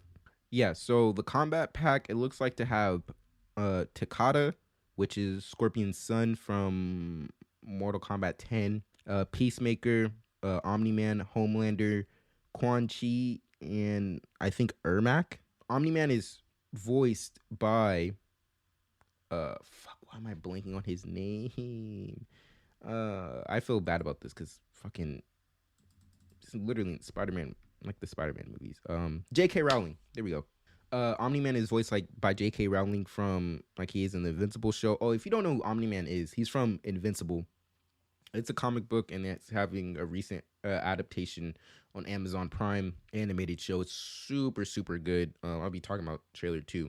The season 2, the first trailer just dropped, so I'll be talking about that after this. But yeah, so he's like a character. I didn't want to give it away for who hasn't seen Invincible, but he's a character in Invincible, and he's like a Superman type character. Yeah, let me I seen the trailer, but let me just like watch it again. Yeah, so I just watched the trailer again. I really like his fight style in this. It's gonna be interesting to see how Homelander has lasers and Omni-Man doesn't. So it's gonna be cool to see how their playstyles differentiate, since they are both Superman type characters. It's gonna see how they play differently. But I just really like his fighting style, like the grappling throws, and I really like so they make him really to like display his speed. They make him do a lot of I'm not gonna say a lot, but there's like this off-screen like move he does. Like he does. Hold on, let me see it real quick. Yeah, like so he like did this quick parry. I don't know if it's the same move, but like he did a quick dodge and like he strung it into a move where he like flew off screen super fast and like flew back and like flew off screen. And, like I like how they're representing his powers in this, so I'm super excited to see how they do Homelander. But he looks great. His character model looks great. The fucking graphics. For Mortal Kombat 1, for fighting, I'm not that great at fighting games, so if they have a story, that's usually what I play, and I'm not gonna spend $70 on like all the Mortal Kombat stories I played, mostly all of them, like especially the newer ones from like 9 to 10. I'm in the middle of 11 story right now, but which is the game before one, Mortal Kombat 1 that just came out. So what I was saying is I'm not paying $70 just to play a fucking 5-hour story, 8-hour story at most. So, and there are other games that I'll do that for, obviously single player driven games, but there's just so much more with Mortal Kombat. There's, you know, the online modes and stuff, and test your luck, test your might. I tap in with the towers and test your luck and test your might and whatever. But you know, you get the full package when you are when you were playing online and everything. And so I just don't play online, so there's no point of me spending that much on a fighting game that I'm just gonna play a story of. So, but yeah, I'm loving everything about. It's not that a little weird. I'm loving everything about the character, how he looks. His voice lines. Liu Kang says like he erased whole timelines, and Omni Man replies back, finding like a worthy opponent. Like that's cool. One thing I wanted to say though is, it looks great. This criticism is very small, but it seems for his like fatalities or whatever in his X-ray, they kind of just took the stuff from the show, which isn't bad by any stretch because it looks great. I just like they just took iconic moves from the show, like the train and the beating he lays down on a character in a mountain. So he just does things that we've seen from the show, which is the head squeeze, eye pop thing. Again, it's not bad, but I just kind of would have liked to see like their own take on his fatalities and doing something cool with him and not just exactly copying stuff from the show. But it looks good at least. So there's that. Yeah, there's a couple other voice lines. Yeah. Overall, he looks super great. Can't wait to cop this game in a couple months when it's on sale, and I'll do his tower. Oh, again, and I also really only play fighting games like locally. Like if I have friends come over or something, we'll play that or other games. But I just use fighting games as local play or story stuff. So yeah, so excited to like fight my brother or whatever in this game with Omni Man. He looks cool. Excited to see how they portray the other characters, and I'm excited for the other combat packs to see if who else they plan to bring in. Last thing I'll say is like Omni Man's very fitting for this universe. If you haven't seen Invincible, check that out ASAP. Great show. It's not perfect, definitely has its flaws, but it's a great I feel like addition to the superhero genre. I mean, it's a comic, so it's not like it's fresh, but you know what I mean. So the next trailer is actually Invincible season 2 trailer. The first trailer. They released a little teaser, but they released the trailer. And I'll say this now: if you have not seen Invincible season 1, then don't listen to this part. There will be time codes, you could skip ahead or whatever, but I will probably be spoiling season 1. To talk about season 2 trailer. Yeah, let me pull it up real quick. I watched it, but let me just like skim through it. Yeah, it looks like they're about to turn the fuck up for season 2. So basically, obviously, direct continuation from season 1. Mark getting the absolute shit beat out of him by his own father, as Omni-Man turns out to be an invader from a different planet, an alien, to conquer, kind of like the Saiyans, go out and conquer planets for their empire or whatever, and, for the Saiyans case, for the Frieza Empire, whatever. But, it's that type of vibe. So his dad ends up being what's called a Viltrumite and is one of those aliens that does that. So he kind of beat Mark's ass after getting found out or whatever and revealing himself to the world. And he flies away. And so everyone's kind of on edge in this season with Mark. Like, he's worried about he'll turn into his dad, because pretty sure it was said in season 1, over time, Viltrumite DNA overrides whatever, whole species they procreated with. So if, like, Mark obviously is part human, so over time, and Viltrumites get stronger over time. So as time like passes, they get stronger. So I guess their DNA gets stronger too. So over time, his human DNA will be completely gone and he will be 100% Viltrumite. That doesn't mean like, well, I guess I really don't know this yet because I haven't read the comic. I'm pretty sure that doesn't necessarily mean like he's just gonna flip a switch one day and he's just gonna become evil or whatever. His Viltrumite DNA is gonna take over. I don't think anything like that, but but just over time, he's going to be 100% Viltrumite. There's a couple things, besides, everyone's on edge that he's going to do the same thing his dad did. There is the introduction, hold on, let me see his name real quick. Okay, they don't say his name, but I've heard his name before, but I just forgot it. But, he can access the multiverse basically. Um, so what I'm trying to say about that, I'll come back to Mark getting his ass beat in a second. He's talking about revenge, and I'm just interested in see who this guy is. And there seems to be like a evil version of this multiverse character, and Mark is like captured by the sorry I keep saying Mark is captured. It seems to be captured by the same species that Omni Man fucking obliterated in season 1 when he went to their homeworld and they were invading Earth, and he went back to their homeworld to fuck them up. Um, he seems to be captured by them, and it seems like the multi-dimension character, it seems to be a different version of him, and it seems to be he's like taking him to them so they can get revenge on Mark for what Omni-Man did. So I'm interested to see how that plays out. You get some Mark and Amber stuff. He says she's too good for him or whatever. Mark is getting his ass beat. That's on course for season 1 because he was getting his ass beat all the time, so that's no surprise there. What's really interesting, he's fighting with Immortal. Immortal says that you're just as arrogant as your dad or something like that. So I'm super interested to see why they're fighting.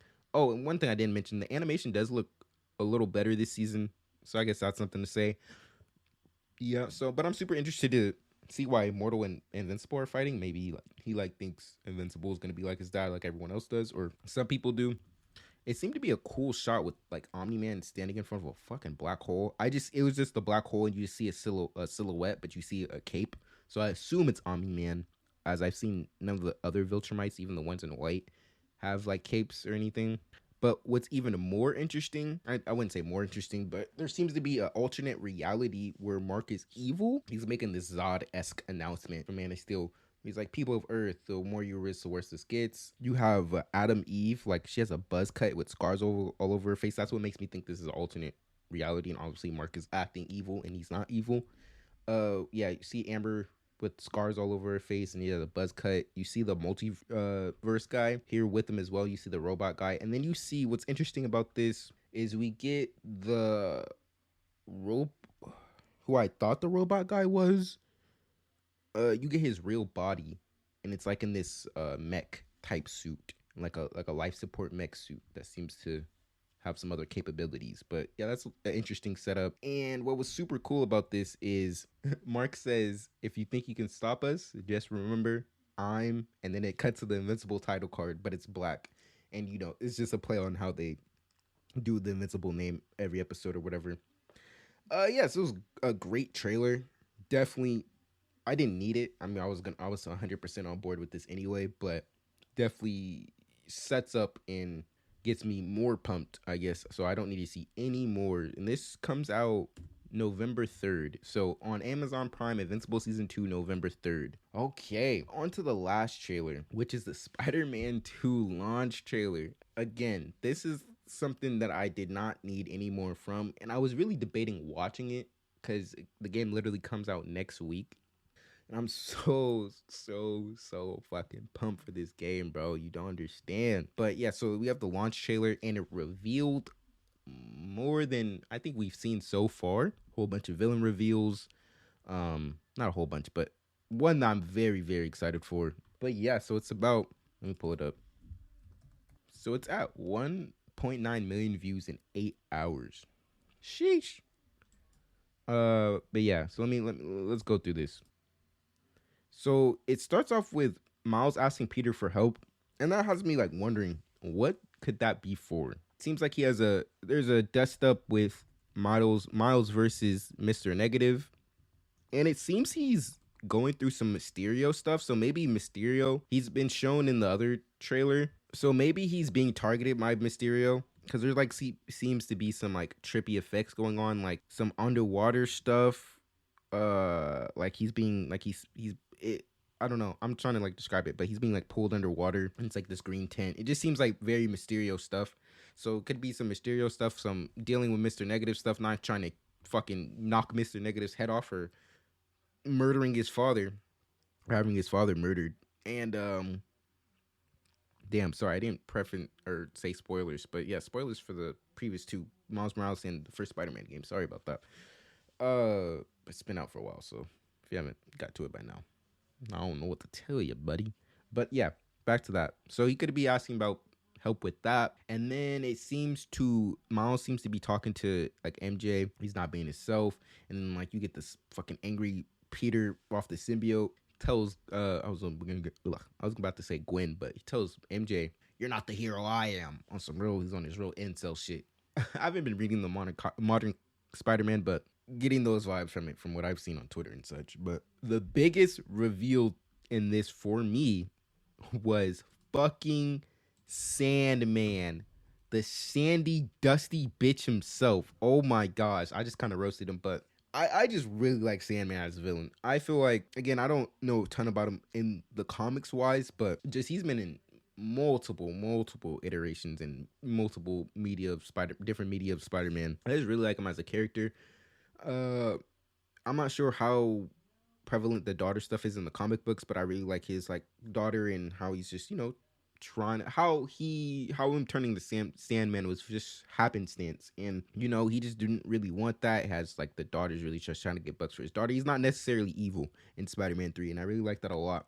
And I wonder if that like nuance to his character is in the comics. But character wise, besides that, I just like his like power set, like how he can make constructs and shit out of sand, and like how OP he can become when he like he's in the right element, and you catch him in a fucking construction yard where it looks like they are fighting him out, and it's OV, like he has all that sand, can go hecka big. He's like, I like Spider-Man's villains because like these like Electro, like once they're tapped into their source, like they become a lot harder to stop, and they're not like your conventional punch up villains. Like if Electro or Sandman, with Electro's a little bit more simple, just unplug him from the power source or overload him, but you can't just punch Electro and Sandman, and that's why I really like them as villains. You gotta be creative. Like I wonder if they're gonna like use Miles' electricity, how it produces like a lot of heat. Are they gonna crystallize them? Is he gonna like overcharge or some shit and do a big blast and crystallize them, or do a cement thing or trap them? Like, is Sandman, has he actually been trapped in that little vial from the first Spider-Man game this whole time? He's been trapped and he's really pissed off.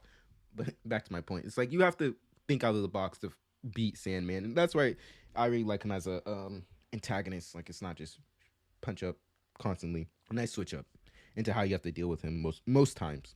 So that's be interesting to see. You get like MJ doing a Kira slide, probably, and she's saying, "I know I can snap him out of this." So this is probably when Peter's getting the symbiote off of him for the first time, maybe. And it not the first time, but when it goes to Venom or whoever's Venom. We get a great look at Venom himself. Great shot of Spider-Man in the symbiote. It just, oh my, I'm so excited for this game, bro. You don't understand. That's going to be the topic for next week. Spider-Man 2 first impressions. So look forward to that. I'm just so freaking pumped for this game. Like I keep saying that because I'm just genuinely excited. All the suits, the combat looks great. The new additions to the web wings. Like there's just so much. I know this game's going to be great, and at the very least I know I will have a fun time. But on the villain side of things, I'm glad that Sandman's in it, glad that Mysterio's in it. I just really hope the boss, damn, I said that hella weird, the boss. I just really hope the boss battles are way better this time around. From what we've seen so far, they do look like an improvement. How much remains to be seen. A lot of the Spider-Man fights, just you throw something at them and do some QTE shit, or you just dodge and do that. But I would say though that the last boss fight in Miles Morales was actually kind of hard with the Tinkerer. That was kind of hard. That on the hardest difficulty without healing, because I don't heal in the Spider-Man games, because I feel like it's kind of cheat. Like this nigga can't, like, I know he has like rapid healing, but he doesn't have like an instant healing factor. So I don't use the healing ability. One, like I just said, it's kind of cheat. It doesn't really have that ability. It's like, I guess, a role-playing thing. And then it just makes the game super easy. Like it's already super easy, but you add in, you could just instantly heal yourself. It just makes it way too easy. So I don't even heal. So yeah, on that fight was definitely whooped my ass without healing a couple times. And that fight was pretty long. So super excited. I love all the new suits. And since I am making gameplay on this, I don't know what suit I'm gonna be rocking. Cause usually for my first playthrough, I use the whatever suit you're supposed to be wearing for the story, for story purposes. One, like that's the suit that the story wants you to use, and two, They did a little better with this, but in Miles Morales. But if you're using a different suit during a cutscene, you're not gonna get the proper battle damage. Like for example, in Miles Morales, the bridge sequence where you're saving everyone on the bridge after the Tinkerer fucks up the new form or whatever. If you're wearing like the suit that it gives you, like the training suit, and the cutscene not like happens after you like save the people or whatever, your suit is like all torn up, like big chest part missing, like it's torn up. But if you use a different suit, it's you only have, like you get these little ass like scratches, and so at least playing through the first time, like that adds seeing like the suit damage and stuff adds to the experience. So I really hope they kind of fix that issue. I kind of doubt they did because it's probably pretty would be pretty hard to add suit damage to all the suits in the cutscenes and stuff that it's supposed to look like with the proper suit. So I doubt they fix that problem. But with making content, I don't still want to be stale and just use the standard suit. If the Miles' black and red suit looks really good, so maybe I'll just stick with that. But I really like that. Like, there's a couple suits that I have my eye on that I really want to play through with. So I don't know how I'll be tackling that, but we will see. My main we've been going for a while, so I'll try to wrap this up. My main I just know the story is going to be great. I know the gameplay mechanics are going to be great. My main concern, I just hope they have a lot more crime variety. That just more crime just adds so much more randomness and makes the world feel more alive. This is not a good game, but Amazing Spider-Man 2, like you had crime where you could like save people from fires. Like I just want to see a variety of things. Save people from fires. Save fucking a cat out of a tree. Do the balloon thing in the previous Spider-Man games. Bring back the car crimes. Bring back this like more people robbing stores. Like I just want more like personalized crime and not just like just the same shit over and over again. So I hope there's a bigger variety. It's not gonna make or break the game, but that's my biggest because out of stuff that needs to be fixed, like I don't have a long list. Like some people want a lot of shit, but just fix the boss battles, fix the crimes, and I'm set. Like I love the gameplay loop. They improved upon that. I love the graphics and shit. They improved upon that. Love the story. Seems to be taken in not even a better direction, but a still super solid direction.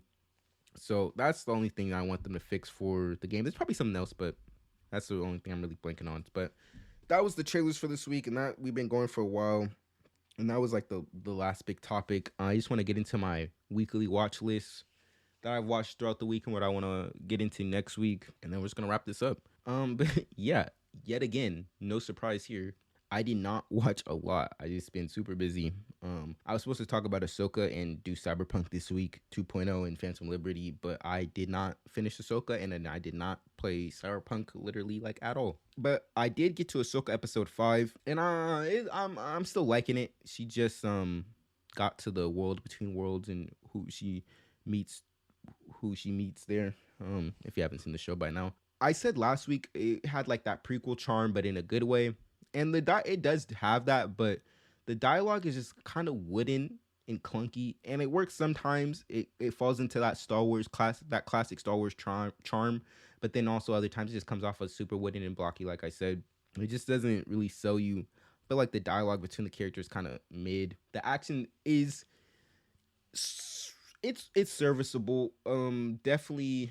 It feels. I saw this criticism, and it made me like really see it when I was watching the show, but it just feels super choreographed, and not like the prequel ways where it's like overly choreographed, but like it feels like they're kind of just going through the motions, and there's really no weight to it. But in episode 4, I did like the action for the most part in that episode, like all the wood stuff. Like there's a really good fight with Ahsoka and Sabine in the woods with the robot. The robot was fucking throwing hands, my boy. He was throwing them things, and so the fight in that the action in that episode really good, and I rip Ray Stevenson. Him as Balin is so good. Him and Ahsoka have a little like standoff in episode 4, and they're like dialogue between that. Again, the dialogue was like kind of wooden and stiff, but Ray Stevenson really sold it. Rip to that man, fucking Punisher Warzone legend. So rip to him. I was gonna say I'm sad to say rest in peace. Like I mean, I didn't know the man, but he seemed to be highly praised, and he was in a lot of good stuff that I liked. So, always sad to lose an acting legend. I listen, but I have some stuff on the music side of things this week, which I usually don't have. Cause it's not. I wouldn't say it's hard for me to find new music, but that's not necessarily the case. I just don't like combing through music I don't want to listen through. Too, you just have to, there's a lot of skips, and then you find what you like, and then you add it to your playlist. I have to be really in the mood to do something like that. So I usually just stick to the artists, the not couple artists, but the artists that I listen to when they drop new music. Just go listen to that. But I missed it. But when did this tape drop? Hold on. But Babyface E though, he dropped a tape. He Babyface E, he's a Detroit rapper. And if you didn't what did I say? I with Detroit rap, I've been into it a whole lot. I kind of, and I don't do this on purpose, but like I kind of like get into like a area group with music, like Chicago music, or in this instance Detroit music. Like, but like early on, like middle school and shit, I would listen to not obviously, but I would listen to shit like Chief Keef and G Herbo, and then from their features and stuff, I would tap in with their features, and their features will be most likely people from Chicago in their area. So I would just end up having a bunch of artists from Chicago, and like I really ended up really like liking Chicago's sound. That's most of the rappers I would listen to would be from there. And the same thing happened with Detroit music. Like I would listen to you know super service level, like Babyface Ray, Vezo, like all of them guys, and I would just from there listen to the go explore the features. Like fucking Rio would be Rio the Young OG would be featured, and I'm like, oh damn, this nigga kind of going crazy. And so go check out his discography. Goddamn. And then from there tapping with RMC Mike, and tapping with I was tapping with Baby Smooth, but tapping with Baby Smooth, and then you just go down that rabbit hole, and I just ended up having a fucking playlist full of Detroit artists. Dame Dot, I'm just trying to shout out all the people I listen to. Uh and then Babyface E, I've heard him on, I'm trying to think of the first thing I heard him on. Maybe it was Tron's tape, his Waffle House tape. I think that's when my ears really perked up to him. I was like, oh, who's this nigga spitting? He's kind of nice. And then from there, I think I heard like I think I just heard one song, and just I heard him on Baby Tron's tape some months past, and I hear him on one song, and he was going crazy, so I ended up just looking at his thing, and bro, Babyface E is fucking fire. If you're not tapped in with him, tap in, bro. He's just flow, his cadence is just so supreme. Like he just has, it's so addicting to listen to. And so basically he released a tape. This came out the 6th, October 6th. So yeah, I think I missed this last week. But yeah, I checked it out, and it's definitely solid. So when it comes to Babyface E, I would say Babytron, they're both from Detroit. When I listen to like their tapes and their music, the only thing, I'm not worried about them giving a bad verse, bro, because bro, I'm telling you, they're nice. Like I've never heard a bad verse from Babytron or Babyface E yet. So the only thing I worry about on their tapes, bro, if their features can keep up. If their features can keep up, then it makes a banger song. But if like they can't keep up and they're not on their level, it just brings down the song, and I just only want to listen to like one part of it. You feel me? So I just don't want to listen to the whole song. But I would say for the most part, his what's it called? His features definitely kept up. There's like one track where I don't think so, but it's cool. But it's 12 songs. I think he went 11 for 12. That 12 song, that feature's kind of holding it back for me. So I don't want to say it's like a banger for sure, but again, pretty much everything on this tape is solid, but one track I kept coming back to was See the Vision, the last song on the tape. And Babyface E says on the song, like, I don't really think my fans fuck with this music. It's like on some more chill vibes. His other songs are very like drill heavy. But I just really like the beat of it. It's just like that type of beat that just like locks you in and just captivates you and just has you in a thinking mode. And I just like what he's saying. And another reason why I really like Babyface E, and I'll probably get into this more at some point, but rap music is very like, and this is obviously not all rap music, but most of the rap music I listen to is like all of this very negative, very kill, selling drugs, all this shit. And I don't necessarily, obviously, like that's wrong, but again, I'll probably get into this another time. But he talks about that shit, but he sprinkles in some nuggets, like he sprinkles in like being on your grind. Like he has a song called "Grow," get rid of old ways or whatever, and he just he sprinkles in some substance, and I think that's important if you're making like rap music. Like it's like obviously you could do whatever the fuck you want. Like you can make it all negative, you can make it all that, but I think to have like longevity and actual have something going for yourself, it's like you got to be able to sprinkle in that substance. Oh, and I brought up that last track, "See the Vision," because it is different from his other songs, and it's more on some like Rod Wave, like like vibing type song. But I'm not even. I don't even listen to Rod Wave, not because he's bad or anything. It's just I just don't listen to him. But it just Babyface E with this song, he can. I hear that pop, not that pop, but he has that drill bag and he has that pop star bag that can chart, that can go number one on the charts, and he has that like flow that can that made him who he is, and he has that street flow. But I just see him, he's super early in his career, and I just see him as an artist just like really evolving. He has multiple different flows and everything. I just see him really going the distance because he has a deep bag and he has a lot of potential. So he's definitely someone to look out for. If you haven't checked him out, definitely check him out. But on before I wrap this up, V's released his deluxe tape, and I'm glad. So with music, more so than like any medium, I feel like you need to digest it a couple times before you can really like talk about it. You could obviously give you like your first impressions and shit, but for at least me personally, music could really like grow on me. And so like even if I'm not feeling a song like necessarily on that first play, the third, not even the second, the third, the fourth play, something could just click, and I'll just be like, oh shit, like okay, I'm vibing to this. But it could take a couple plays. So I'm glad I listened to this V's deluxe, the couple songs he dropped a couple times, because at first they really didn't click for me. Obviously there was the standout ones, but majority of them I had to give a couple listens to really click. But the standout ones to me though, hold on, the standout ones to me were "Get Lucky" and "Amusing." "Get Lucky," it's just like I really like the like as this like floaty beat on it, like you can ride to it on a sunny day. Like it just has this feel good vibe to the beat. And "Amusing," bro, that song just like, hold on, let me listen to it real quick. I don't think the lyrics really gel together with the beat a lot.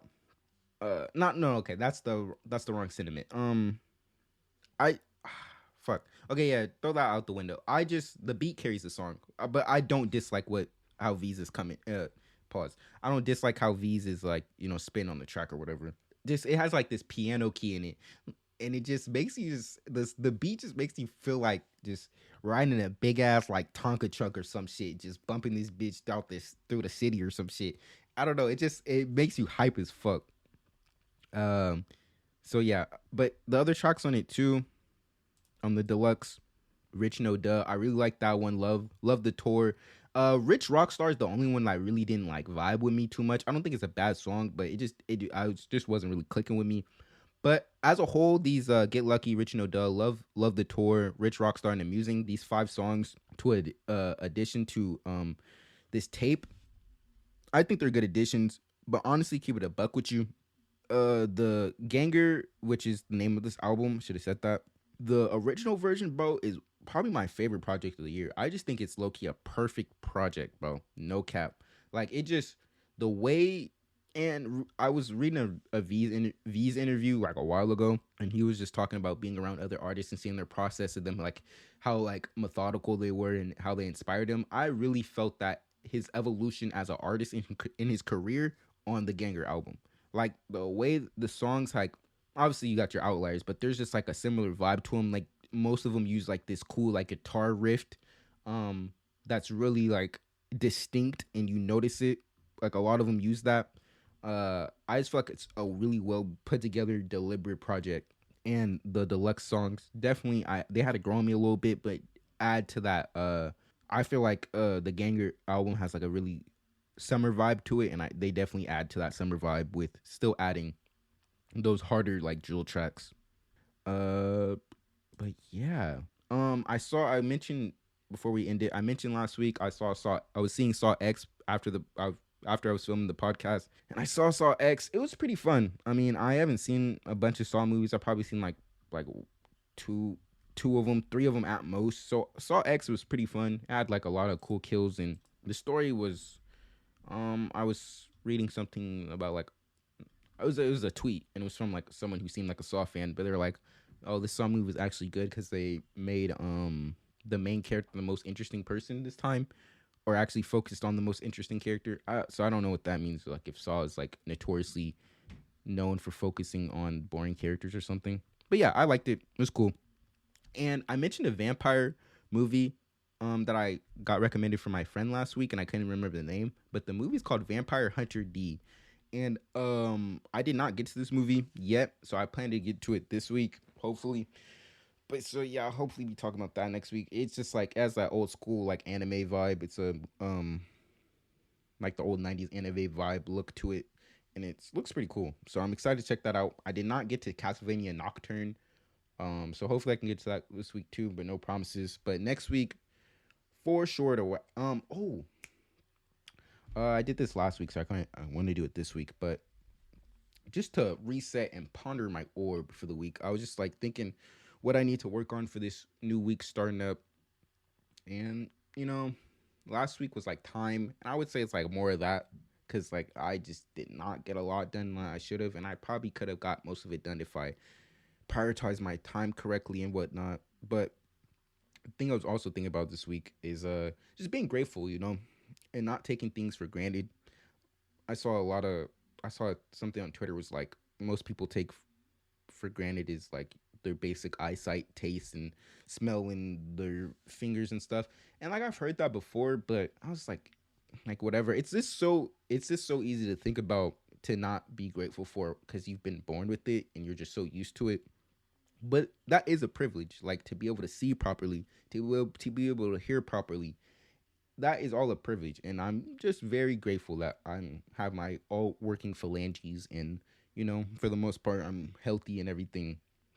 So just be grateful for what you have. Obviously, everyone's situation could be fucked up. You could be down bad about some, but just try to be grateful for the things that you currently have and the journey that life is taking you on, even if it's not super like what I'm trying to say, super like you just don't see the vision right now. And it just feels like, days are not worth it or just blending together. Whatever the case, just keep going forward, take it day by day, step by step. Each step, even baby step, is a step forward. Just try to slowly grow a little bit each day. Each level is a new day. Each day is a new level. That's what I meant. To just get better at the game. So yeah, that's pretty much it for this week. Look forward to that Spider-Man first impressions. This will be the main topic for next week and whatever news comes out. But yeah, that's all. That's it for this week. I hope you are pondering your orb from what I said, because yeah, I pondered mine. All right, that's it. See ya. Oh wait, fuck. Follow me on my social medias. DS2 Smooth for everything. Those are my main social media tags, like for Instagram, TikTok, Twitter. That's the main of my YouTube channel, DS2 Smooth. DS numerical 2 SMOOVE. So SMOOVE Smooth. Yeah, follow me on there, and then DS2 Smooth YT stands for YouTube. That's my YouTube tags on all those same platforms. Follow me on there. Hope you guys have a great week, and I'm out of here. Dudes.